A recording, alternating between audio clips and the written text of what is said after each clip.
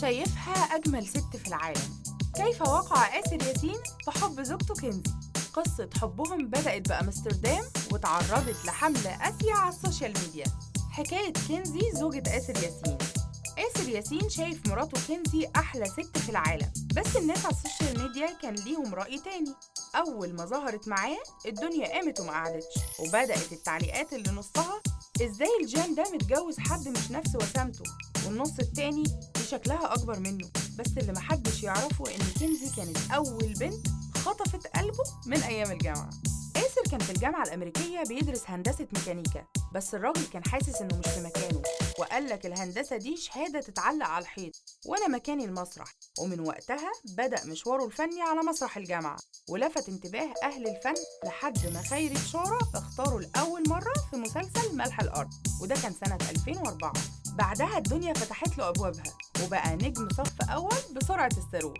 كنزي كانت زميلته في الجامعة الأمريكية، لكنه ما كانش يعرف اسمها ولا يعرفها شخصياً، لدرجة إنه كان فاكرها ألمانية. أما عن قصة الحب العظيمة فخلينا ننزل نصلي على النبي في التعليقات ونضغط لايك ونفعل جرس الإشعارات عشان يوصل لنا كل الحلقات الجديدة. تعال بقى أقولك الحكاية يا سيدي. الحكاية بقى بدأت لما كنزي كلمته تهنيه على نجاحه في فيلم زي النهاردة، وبعدها بفترة قابلها بالصدفة وحس بانجذاب غريب ناحيتها. يعني بصراحة كده وقع في حبها من أول نظرة، وقالك يا واد ده قدر. فجاب رقمها لأول مرة وتشجع وكلمها وعزمها على الفطار. بس اللي حصل الباشا استناها 3 ساعات في الكافيه وهي فص ملح وداب.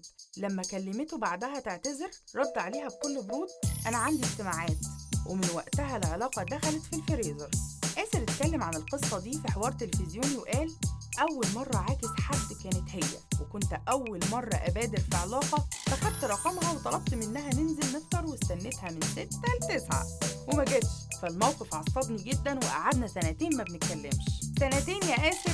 مروا السنتين وهو ساكت لحد ما عمل عملية في رجله. عرفت كنزي وجت علشان تزوره مع الأصحاب، ومن هنا رجعت المية لمجاريها. بعدها كانت رايحة أمستردام تاخد كورس، وآسر كان رايح السويد للمهرجان، فقالك اما اروح اشوف امستردام بالمرة.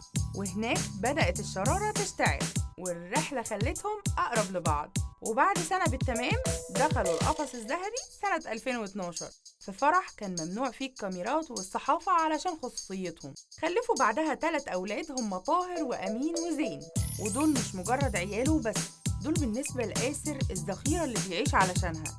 الراجل واخد الأبوة على محمل الجد، وبيقول بتبع معاهم أسس تربوية وبحاول أوفر لهم كل حاجة.